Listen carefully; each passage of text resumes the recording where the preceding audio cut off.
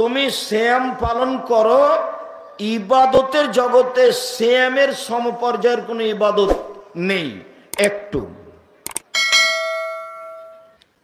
এইটা হলো সিয়াম, আর এটা হলো সালাত। সালাত এমন একটা ইবাদত যার উপরে নির্ভর করে অন্যান্য ইবাদত। যদি সালাত কবুল হয় বাকি ইবাদত কবুল হবে, যদি সালাত কবুল না হয় বাকি ইবাদত বাতিল হবে। তো এটাও তো কম হলো না, সালাতও এক ভিন্ন ধরনের ইবাদত। তারপরে কেউ যদি বলে যে সালাত সিয়ামের মতো, তো হবে না, কথা ভুল হবে। কেন? এটা সিয়াম।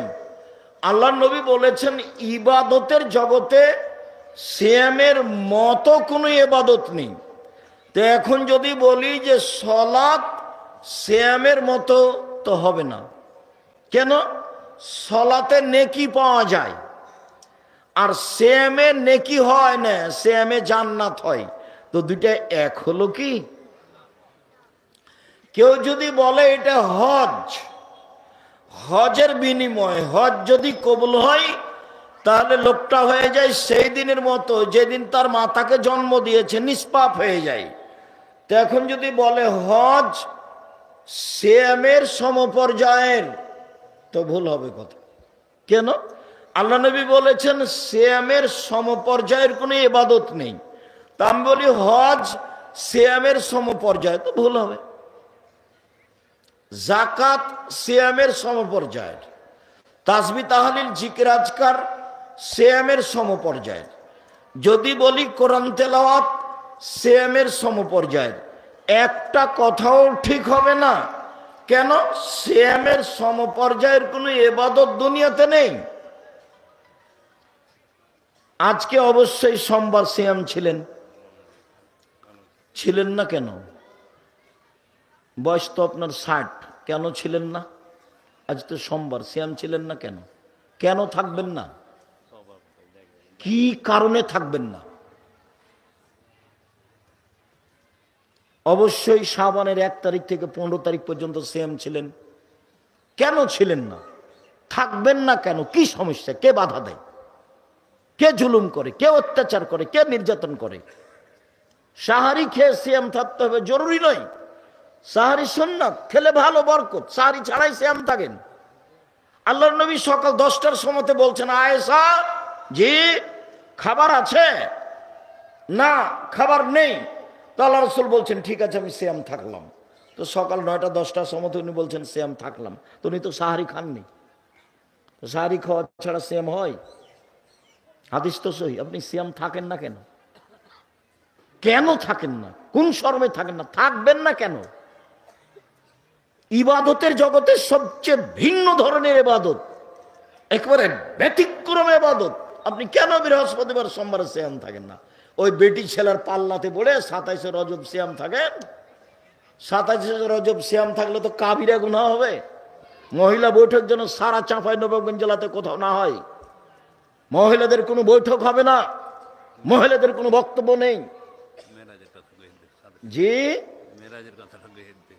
মেরাজ মানে 27শে রজব, মেরাজ রাত্রি, মেরাজের রাত্রে সেম।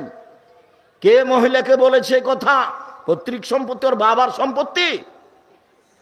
মহিলা জিজ্ঞাসা করে না কেন কোথা থেকে আসলো, আর কোন নেতা বলেছে 27শে রজব সিয়াম থাকতে হবে মেরাজের রাত হিসাবে? ধর্ম কি তার বাবার নাকি? ফাইজলামি করে। আমি আজ থেকে 30 বছর থেকে বলছি, জাতির যদি রাস্তাঘাট করে দিতে না পারি, জাতির যদি স্কুল কলেজ করে দিতে না পারি, জাতিকে চূড়ান্ত সঠিক ধর্ম দিতে পারবো, চাঁপাইনবাবগঞ্জের মানুষ হিসাবে আমি অধিকার রাখি এই দেশের মুসলিম পুরুষ নারীর সাথে ধর্মের ব্যাপারে পরামর্শ করা। মুসলমান তো দূরের কথা, হিন্দুর সাথে অধিকার রাখে আমি পরামর্শ করা। জাতির যদি রাস্তাঘাট করে দিতে না পারি, জাতির যদি স্কুল কলেজ করে দিতে না পারি, জাতিকে চূড়ান্ত সঠিক ধর্ম দিতে পারবো ইনশাআল্লাহ। ধর্মের ব্যাপারে জাতিকে ফাঁকি দিয়ে পরকাল হারাতে রাজি নই। আপনি কোন সহজে জাতির সামনে বলেন যে ওই রজব আপনার মেরাজের রাত্রে সিয়াম থাকতে হবে? কে বলেছে আপনাকে? ধর্ম আপনার বাবার সম্পত্তি। কেন বলবেন? কেন আপনি মরা মানুষের বাড়িতে যান দলে দলে, মহিলা মানুষ আপনি ওখানে যে কোরআন মাজিদ পড়েন, কে বলেছে আপনাকে কোরআন মাজিদ পড়তে? ধর্ম আপনার পৈতৃক সম্পত্তিটা কি? আপনার নেতা ভুল পথে আছে, আপনি ভুল পথে আছেন। মহিলা মানুষ শরম হয় না কেন? আপনার স্বামী আপনাকে যেতে দেয় কেন? কয় পয়সা পড়েছেন? কি জানেন আপনি? আপনার নেতা কি জানে? কি জানেন আপনি? আপনার নেতা কি জানে? ধর্মের ব্যক্তিগত ব্যাপার নাকি? আপনি যা বলেন তার শতকরা 60%, 70% মিথ্যা আছে। বোরখা পরে, মুজা পরে আপনি ধর্ম দেখাবেন না। আর এই বিকৃত ধর্ম আমরা দেখতে আসিনি। আমরা চাঁপাইনবাবগঞ্জের মানুষ। আপনার হিসাব থাকা দরকার, আপনার লজ্জা থাকা দরকার, আপনার শরম থাকা দরকার। ধর্ম এইভাবে বিক্রি করতে যায় না আপনি। আপনার স্বামী নেই, আপনার ভাই নেই, আপনাকে নিষেধ করে না। আয়েশা রাদিয়াল্লাহু তাআলা স্বামীর বাড়ি থেকে কোথায় দাওয়াত দিতে গেছিলেন? কোন জেলায় গেছিলেন? আয়েশার চেয়ে বেশি আপনি দামি, আয়েশার চেয়ে ধর্মের উপর আপনার বেশি ব্যথা। ধর্ম দেখাচ্ছেন আপনি। আয়েশা কোথায় গেলেন? স্বামী মরে যাওয়ার পরে 36 বছর যাবত আয়েশা বাড়িতে ছিলেন। এক দুদিন নয়, 36 বছর ধর্মের ব্যথায় তিনি কোথায় দাওয়াত দিতে গেছেন? কে আপনাকে এটা শিখালো? মিথ্যা ধর্ম দিনরাত প্রচার করেন বুবু বুবু বলে। ধর্ম এটা নয়, ভুল হিসাব। সম্মানিত দিনী ভাই বোন, বলছিলাম সিয়াম থাকেন। শাবান 1 থেকে 15 দিন একটানা সিয়াম থাকেন। জুলহিজ্জার একটানা 1 থেকে 9 দিন পর্যন্ত সিয়াম থাকেন। শাওয়ালের 6টা সিয়াম থাকেন। ভবিষ্যতে বলবেন না কোনোদিন যে বুবু হাইজের কারণে রোজা যেগুলো ছুটে গেছে বুবু সেগুলো আগে করিও, রজবের গুলো পরে করিও। আয়েশা রাদিয়াল্লাহু তাআলা আনহা হাইজের রোজা 10 মাস পরে করেন, পরের সাবানে গিয়ে। আর আপনার ঠেকা বেঁধে গেল। আপনি মহিলা বৈঠকে বলেন বুবু হাইজের কারণে যেগুলো ফরজ রোজা ছুটে গেছে সেগুলো আগে করতে হবে বুবু, তারপরে রজবেরটা পরে করতে হবে, আর শাওয়ালেরটা পরে করতে হবে। কে বললো আপনাকে কথা? হাইজের কারণে আয়েশার রোজা ছুটে গেলে আয়েশা কখন করতেন? পরে, আবার 10 মাস পরে যখন সাবান আসতো তখন। আর আল্লাহ নবী আমভাবে বলে দিয়েছেন যেদিন পারবে সেদিন। 10 বছর পরে করুক, তাতে কি হবে? মরে গেছে, গেছে গেছে। হাইজের কারণে রোজা ছুটে গেছে, জীবনে একদিন যেদিন পারবে সেদিন করবে। বলে ছুটে গেছে, মরে গেছে, তো গেছে গেছি। সম্মানিত দিনী ভাই বোন, শুধুমাত্র ভুল দিয়ে ঘেরা তার চলা, তার ফিরা, তার কথা, তার বার্তা, তার বৈঠক প্রায় সবই মিথ্যে, প্রায় সবই মিথ্যে। চাঁপাইনবাবগঞ্জ জেলার বিবাহের শুরু থেকে শেষ পর্যন্ত একটাও জায়েজ নয়। তাদের এই দাওয়াতি কাজের প্রায় অংশ তেমনি মিথ্যে, সব রূপক, সব বানাও। মরা মানুষের বাড়ি তো কেন যাবে? দল করে কেন যাবে? কেন তাকে ওখানে কোরআন মাজিদ পড়তে হবে? কেন তাকে দোয়া দেখাতে হবে? কিসের দোয়া? ধর্ম পৈতৃক সম্পত্তি? আয়েশা কবে কোন মরার বাড়িতে গেলে দোয়া করলেন? কে আপনাকে শিখালো এগুলো? সম্মানিত দিনী ভাই বোন, বলছিলাম আব্দুল্লাহ ইবনে আমর রাদিয়াল্লাহু তাআলা আনহু বলেন রাসূল সাল্লাল্লাহু আলাইহি ওয়াসাল্লাম বলেছেন সিয়াম বিচারের মাঠে আপনার পক্ষে কথা বলবে। বলবে রব্বি মানাতাহু তাহমা শাহওয়াত ফাশাফিনি ফিহি, প্রতিপালক আমি একে দিনে খেতে দিনি, মন মতো চলতে দিনি। প্রতিপালক আমি একে দিনে খেতে দিনি, মন মতো চলতে দিনি। তুমি আমার একটা কথা শোনো, একে জান্নাতে দাও। তখন আল্লাহ বলবেন ঠিক আছে দিলাম। শ্যাম আপনার পক্ষে বিচারের মাঠে কথা বলবে। মনে রাখবেন 4টে জিনিস, এবার চাই 4টে জিনিস আপনার পক্ষে কথা বলবে। 1 শ্যাম, 2 কোরআন, 3 হাজরে আসওয়াদ কালো পাথর যদি হজের টাকা বৈধ হয়, 4 আঙ্গুল, যে আঙ্গুলে তাসবি গণনা করেন। ভুলেও কোনোদিন তাসবি দানা দিয়ে তাসবি গণনা করবেন না, 1000 দানার হোক আর যেটাই হোক না কেন। আর তাসবি দানা দিয়ে তাসবি গণনা করলে তাড়াতাড়ি জাহান্নাম হবে। কিভাবে? ভিতরে একটা রিয়া লোক দেখানো কাজ করে। চোখে পড়েছে কিনা মাঝে মধ্যে এরকম করবে, তাসবি ঠিক করবে। জাহান্নামে চলেই গেছে, ঢোকেনি কেন? মরেনি এই জন্য। এটার নাম হলো লোক দেখানো। মাওলানা সাহেব দিয়ে জাহান্নাম উদ্বোধন হবে। 1 2, শহীদ দিয়ে জাহান্নাম উদ্বোধন হবে। 3, দানশীল দিয়ে জাহান্নাম উদ্বোধন হবে। তো 3টাই তো ভালো কাজ। মাওলানা মানে আল্লাহুস সামাদ, ওদের মান মর্যাদা অনেক বেশি। আল্লাহ নবী বলছেন যে আলেম ওলামা নবীদের স্থানে কাজ করছে। এটি ছোট মোটো বাক্য হলো? নবী চলে গেছেন, তার স্থানে কে কাজ করছে? আলেম ওলামা। তো এখন এদের তো দাম অনেক বেশি, জান্নাতে চলে গেছে। তখন আল্লাহ নবী বলছেন যে মাওলানা দিয়ে জাহান্নাম উদ্বোধন হবে। যখন তার কথা কর্ম থাকবে লোক দেখানো, তখন তাকে দিয়ে জাহান্নাম উদ্বোধন হবে। দান তো সবচেয়ে ব্যতিক্রম ইবাদত। দান দিয়ে মানুষ জান্নাত কিনে নেয়। সালাত আদায় করে জান্নাত পাওয়া যায়, কিনা যায় না। হজ করে জান্নাত পাওয়া যায়, কিনা যায় না। কিন্তু দান দিয়ে জান্নাত কিনা যায়, তো এ তো অনেক বড় ব্যাপার। আল্লাহ নবী বলছেন যে দান করে ওকে দিয়ে জাহান্নাম উদ্বোধন করা হবে। কেন? যখন দান করে তখন খালি বারবার বলছিল 10,000 টাকা দিলাম, একটু বলে দেন না, একটু বলে দেন। এই বলছো না কেন, বলে দেন। এর বিনিময়ে এখন জাহান্নাম, একে দিয়ে উদ্বোধন করা হবে। শহীদ, শহীদ তো বিশাল ব্যাপার। তোমরা যাকে শহীদ বলছো অবশ্য আমি কোনোদিন তাকে বলিনি। যারা একেবারে খাঁটি আল্লাহর রাস্তায় জেহাদ করছে, ওদের ভিতরে যদি কোন সময় একটু লোক দেখানো থাকে, তাহলে বিনিময় জাহান্নাম উদ্বোধন হবে ওকে দিয়ে।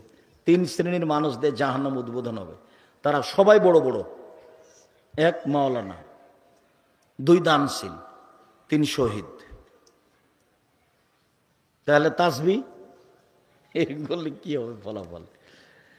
আর মনটাও চাই একটু, আমি ইবাদত করছি মানুষ দেখুক, মনটা চাই, যার জন্য ওই কাজই করা হবে না। সম্মানিত দিনী ভাই বোন, বলছিলাম 4টে জিনিস বিচারের মাঠে আপনার পক্ষে কথা বলবে।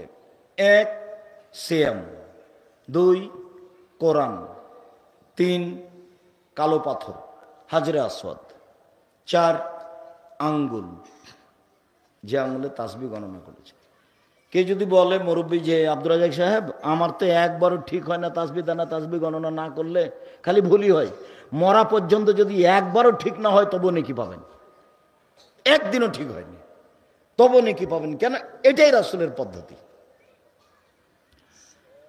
চলেন সিয়াম ব্যতিক্রম ইবাদত দেখাই। সাহাল বিন সাদ বলছেন জান্নাতের 8টি দরজা রয়েছে, জাহান্নামের দরজা 7টা। জান্নাতের দরজা 8টা, জান্নাত একটা, দরজা 8টা, জাহান্নাম একটা, দরজা 7টা। তো একটা দরজার নাম রায়ান, 8টার মধ্যে একটা দরজার নাম রায়ান। রায়ান মানে হচ্ছে পানি পান করে তৃপ্তি লাভ করা। তো যখন মানুষেরা জান্নাতে ঢুকবে তখন 8টা দরজা থেকে ফেরেশতারা ডাকবেন, আসেন যারা হজ করেছেন এই দরজা দিয়ে আসেন, আসেন যারা সিয়াম পালন করেছেন এই দরজা দিয়ে আসেন, আসেন যারা দান করেছেন এই দরজা দিয়ে আসেন, আসেন যারা সালাত আদায় করেছেন এই দরজা দিয়ে আসেন। আল্লাহর নবী যখন এইগুলি কথা বলছিলেন তখন আবু বকর সিদ্দিক রাদিয়াল্লাহু তাআলা আনহু বললেন, আল্লাহর নবী, আচ্ছা এমন কি কেউ হবে যাকে সব দরজা থেকে ডাকা হবে? তো আল্লাহ রাসূল বলেন, হ্যাঁ তুমি তার মধ্যে। যাকে সব দরজা থেকেই ডাকা হবে তিনি কে? আবু বকর সিদ্দিক রাদিয়াল্লাহু তাআলা আনহু। তাই চট করে একটা কথা মনে পড়লো, একটু বলি। জোহর থেকে আপনার মেয়েটা ক্লাস 10-এ পড়ে, যে বাজারে ঘুরছে, জিনিস কিনছে। এখনো যখন বক্তব্য শেষ হবে তখন জিলাপি কিনতে কিনতে যাবে আপনার বউ। কাপুরুষ আপনি, আপনাকে একটুকু খারাপ লাগে না?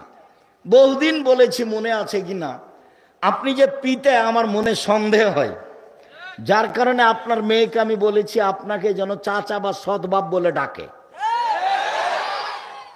এই জন্য যে পিতা কাকে বলে একাধিক দিন বলেছি। পিতা একটু দেখেন, 1 মিনিট পিতা দেখি আমরা সামনে যাই। বাপ কাকে বলে, পিতা কি জিনিস? আয়েশা রাদিয়াল্লাহু তাআলা আনহা বলেন, আমরা এক যুদ্ধ থেকে বাড়ি যাচ্ছিলাম, তো এক জায়গাতে অবস্থান করছি, আমার গলার হারটা হারিয়ে গেল, হার খুঁজেও পাচ্ছি না, সলাতের টাইম হয়ে গেছে, এখানে পানিও নেই, অজুও করতে পারছি না, সলাত আদায় করতে পারছি না, যেতেও পারছি না, বড় বিপদে পড়ে গেলাম। জনগণ আমার আব্বাকে গিয়ে বলল যে আপনার মেয়ে কি করেছে জানেন? কি হয়েছে? আপনার মেয়ে হার হারিয়েছে, তো যার কারণে তো আমরা এখান থেকে যেতে পারছি না, হার খুঁজেও পারছি না, যেতেও পারছি না, পানিও নেই, অজুও করতে পারছি না, সালাত আদায় করতে পারছি না। এই কথাটুকু শুনে আবু বকর সিদ্দিক রাদিয়াল্লাহু তাআলা মেয়ের কাছে আসলেন। মেয়ের অবস্থা যেটা, সেইটা যদি আমাদের দেশে হতো তাহলে মারা তো দূরের কথা, পাল্টা ছিটকে পিঠে উল্টা ঘুরে যেত। এসে দেখছেন যে জামাই মেয়ের উরু রানের উপরে মাথা দিয়ে ঘুমিয়ে আছে। আবু বকর সিদ্দিক রাদিয়াল্লাহু তাআলা আনহু এসে দেখছেন যে জামাই মেয়ের উরু রানের উপরে মাথা দিয়ে ঘুমিয়ে আছে।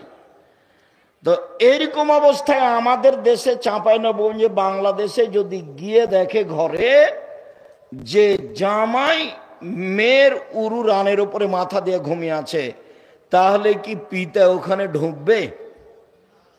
ঢুকবে না, বরং তাড়াহুড়া করে উল্টা ফিরে যাবে। এটা আমাদের দেশের স্বভাব গতি। তো এখন আয়েশা রাদিয়াল্লাহু তাআলা আনহা বলছেন যে আমার পিতা এসে আমার কোমরের উপরে কয়েকটা এত জোরে কিল মারলেন যে আমার স্বামী আমার উরু রানের উপরে মাথা দিয়ে না ঘুমালে আমি মায়ের কারণে দূরে সরে যেতাম, তিনি এত জোরে মারলেন। আমি নিজেকে খুব টিকিয়ে রাখার চেষ্টা করেছি। কেন? আমার স্বামী আমার উরু রানের উপরে মাথা দিয়ে ঘুমাচ্ছেন, এই জন্য পিতার মায়েরটাকে আমি টিকিয়ে রাখার চেষ্টা করেছি যাতে করে নড়াচড়া না হয়। এত জোরে মেরেছেন আমি দূরে সরে যেতাম, এরকম জোরে মেরেছেন। এবার বলি, সবচেয়ে বড় মানুষে মারলেন, ওই যে জান্নাতের সব দরজা থেকে ডাকছে যাকে, উনি কে? আবু বকর সিদ্দিক। চট করে ওই কথাটা, এই কথাটা মনে পড়েছে, সেই জন্য বলছি। সবচেয়ে বড় মানুষে মারলেন, সবচেয়ে বড় মহিলাকে মারলেন। কাকে মারলেন? সবচেয়ে বড় মানুষের সামনে মারলেন। কার সামনে মারলেন? মুহাম্মদ সাল্লাল্লাহু আলাইহি সাল্লামের সামনে মারলেন। যিনি উরু রানের উপরে মাথা দিয়ে ঘুমিয়ে আছেন উনি কে? উনি হচ্ছেন মুহাম্মদ সাল্লাল্লাহু আলাইহি সাল্লাম। বুঝাতে পারিনি মনে হয়, এখন স্পষ্ট হয়ে যান। মুহাম্মদ সাল্লাল্লাহু আলাইহি সাল্লাম হচ্ছেন জামাই, আর আয়েশা হচ্ছেন মেয়ে, আর আবু বকর হচ্ছেন বাপ। এইবার সবচেয়ে দামি মানুষে মারলেন, সবচেয়ে দামি মহিলাকে মারলেন, সবচেয়ে দামি মানুষের সামনে মারলেন, পূর্ণ যুবতী মেয়েকে মারলেন, বিবাহদারী মেয়েকে মারলেন, জামাইয়ের সামনে মারলেন, খোলা মাঠে মারলেন, দিন দুপুরে মারলেন, হাত দিয়ে মারলেন। সবচেয়ে বড় মানুষে মারলেন, সবচেয়ে বড় মহিলাকে মারলেন, সবচেয়ে বড় মানুষের সামনে মারলেন, জামাইয়ের সামনে মারলেন, পূর্ণ যুবতী মেয়েকে মারলেন, বিবাহদারী মেয়েকে মারলেন, খোলা মাঠে মারলেন, প্রায় 1400 মানুষের সামনে মারলেন। এত বড় বাপে এত বড় বেটিকে এত বড় মানুষের সামনে মেরে দিলেন, আর আপনার মেয়েটা ক্লাস 10-এ পড়ে, লজ্জা করে না, ঢং ঢং করে হেঁটে বেড়ায়, আপনি তাকে একটা ধমকও দিতে পারেন না। আপনি আবার বাপ, আপনার মতো বাপ বেঁচে থাকার চেয়ে মরে যাওয়া ভালো। এতিম হিসেবে মেয়ে থাকবে, জামিয়া সালাফে লালন পালন করবে, ইনশাল্লাহ সমস্যা হবে না। 519 জন এতিম আছে ওখানে, আপনার মেয়েও থাকবে ওখানে ইনশাল্লাহ। আপনার মতো বাপের আমি কামনা করিনি। এই মেয়ে, তোমার বাপকে আগামীকাল থেকে সৎ বাপ বলে ডাকিও। এই মেয়ে শোনো, তোমার নখ বড় আছে নাকি? নখে যদি নেইল পালিশ থাকে, নখ বড় থাকে, তুমি যদি ভুরু পেন সুন্দর করে চিকন ভুরু তুলে তুলে চিকন করে থাকো, স্কিন পায়জামা পরো, চুল যদি ছোট থাকে, তাহলে তোমার মাকে তুমি সৎমা বলে ডাকিও। তোমার এটা মা নয়, এটা সৎমা। এই ছেলে, সৎমা দেখনি? এই মেয়ে, এই খালেদা, কথা বলছো কেন? সৎমা দেখবা? এই যে দেখো, এ দেখো সৎমা দেখায়। দুইটা মেয়ে বাচ্চা ওখানে ছিল, একটা সৎ মেয়ে, একটা নিজের মেয়ে।